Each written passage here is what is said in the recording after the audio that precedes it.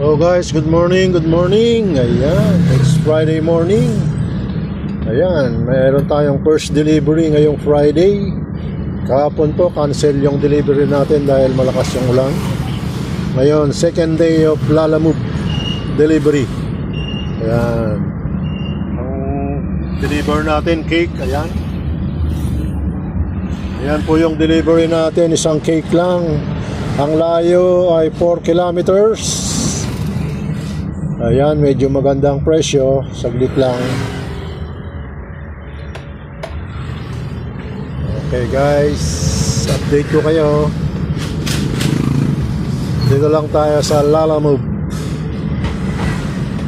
Ginamit natin si Sikwate sa pagdi-deliver. Ayan, part-time job natin habang walang ginagawa sa bahay. Mag-Lalamove tayo. Ayan, cake ang i-deliver natin. Ayan, meron tayong Google Map dito.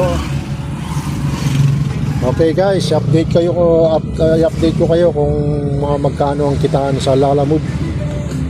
Sa newbie Lalamove driver. Ayan. Okay, see you guys.